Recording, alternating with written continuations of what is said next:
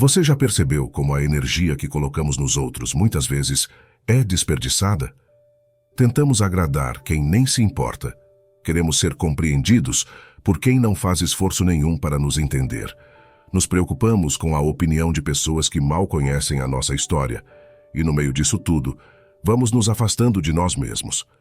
Cada tentativa de se encaixar onde não há espaço, cada esforço para receber reconhecimento externo, nos afasta da nossa essência. Mas há um momento, e talvez o seu momento seja agora, em que tudo isso começa a cansar. Em que você começa a se perguntar: por que estou me perdendo dos meus próprios valores para agradar expectativas que nem são minhas? E essa pergunta abre um portal. O portal do reencontro consigo mesmo. O estoicismo é esse caminho de volta. Ele te ensina que a liberdade não está em mudar os outros, mas em mudar o foco. Não no mundo lá fora, mas em você. E é sobre isso que vamos falar hoje. 7 lições estoicas para parar de se importar com o que não importa e focar em você. Se esse tema já tocou algo aí dentro, deixe o like, se inscreva para não perder nada e comente agora. Focarei mais em mim. 1. O que não depende de você não merece sua paz. Quantas vezes você perdeu a sua paz por algo que estava totalmente fora do seu controle? Por uma opinião alheia, por uma reação inesperada, por um olhar atravessado, por palavras que nem deveriam ter importância. O estoicismo começa exatamente aí, onde termina a ilusão de controle. Epicteto, um dos maiores nomes dessa filosofia, dizia: há coisas que dependem de nós e outras que não dependem de nós. Quando você realmente entende essa frase, algo dentro de você começa a mudar. A maioria das dores emocionais vem da tentativa de controlar o incontrolável. Você quer que gostem de você, que concordem com você, que te entendam, que te valorizem. E quando isso não acontece, se sente rejeitado, pequeno, abalado. Mas e se você simplesmente aceitasse que isso não é seu? Que isso pertence ao outro, à mente dele, ao julgamento dele, ao mundo dele? O que depende de você? Seus pensamentos, suas escolhas, seus hábitos, sua disciplina, sua paz. Só isso já é trabalho suficiente para uma vida inteira. Não desperdice sua energia tentando arrumar o lado de fora, enquanto o seu lado de dentro precisa de atenção. A verdadeira liberdade começa quando você para de tentar controlar o mundo e começa a controlar a si mesmo. 2. Silencie o mundo e ouça sua razão. O mundo fala demais. A todo momento alguém está dizendo como você deve se comportar, o que você deveria sentir, com quem se comparar, como deveria viver. São vozes por todos os lados. Redes sociais, opiniões alheias, cobranças, padrões, exigências.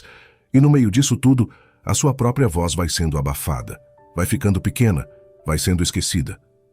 Os estoicos sabiam que esse excesso é perigoso. Por isso, Marco Aurélio dizia que o homem encontra refúgio dentro de si mesmo. E esse refúgio não é um lugar de fuga, é um lugar de força.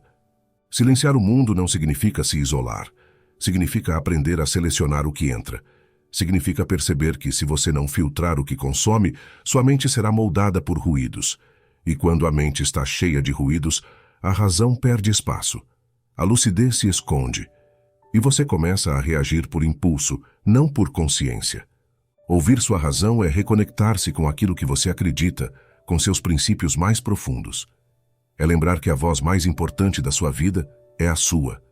Mas para escutá-la, você precisa se afastar um pouco do barulho, nem que seja por alguns minutos por dia, porque é no silêncio que nascem as decisões mais sábias. 3. Não viva para agradar, viva para ser íntegro. Existe uma armadilha silenciosa que muitos caem sem perceber, a de viver para agradar os outros. Você começa a moldar suas palavras para não desagradar. Muda sua forma de agir para ser aceito. Oculta suas verdadeiras opiniões para não causar desconforto. Aos poucos, vai se perdendo de si mesmo. E o pior é que, mesmo tentando agradar a todos, nunca agrada de fato. Sempre haverá alguém insatisfeito. Sempre haverá alguém que julga, que critica, que esperava algo diferente. E aí você sofre 2 vezes, por não ser quem é e por não ter agradado mesmo assim. Sêneca dizia que é um erro viver para agradar e um erro não viver para ser íntegro.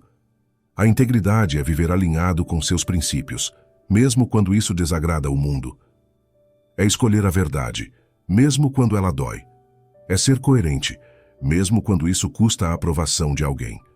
Porque no fim, a paz que você sente por ser quem é vale infinitamente mais do que qualquer aplauso passageiro. Pare de medir sua vida pela expectativa alheia. Seu valor não depende do olhar do outro, depende da sua consciência tranquila, e nada é mais poderoso do que deitar a cabeça no travesseiro e saber que você foi fiel a si mesmo. 4. Ocupe-se com sua evolução, não com distrações.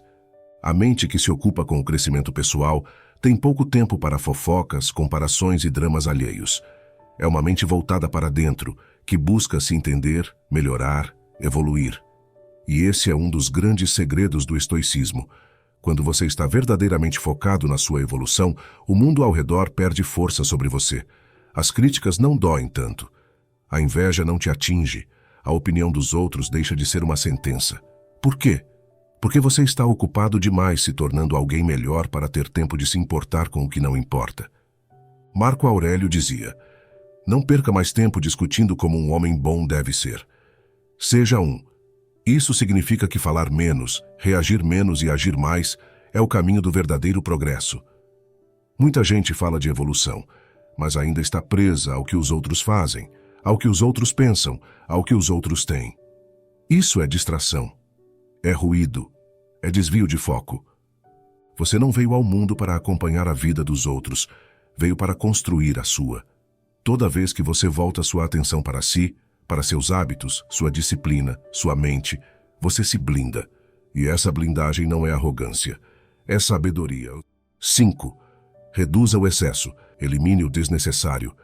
Vivemos cercados de excessos, de estímulos, de cobranças, de vozes externas, de comparações, de metas que nem são nossas. E no meio de tanto, a nossa essência vai sendo sufocada.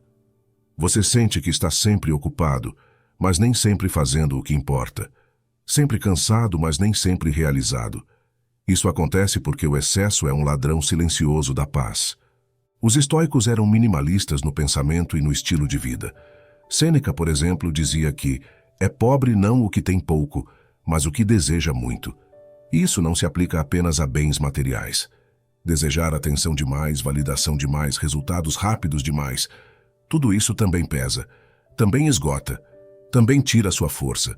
Reduzir o excesso é um ato de inteligência emocional. É aprender a dizer não ao que te consome por dentro. É parar de se comprometer com o que não te leva a lugar algum. É olhar para tudo o que você carrega, tarefas, relacionamentos, pensamentos, e se perguntar com coragem: isso me aproxima de quem quero ser? Se a resposta for não, desapegue. Soltar não é perder, é abrir espaço. E quanto mais espaço você cria por dentro, mais leve se torna por fora. 6. Use a crítica como espelho, não como prisão. A crítica pode ser um portal de crescimento ou uma cela emocional. Depende de como você a recebe. Muita gente se destrói com uma simples palavra mal colocada. Reage com raiva, se fecha, se sente diminuída.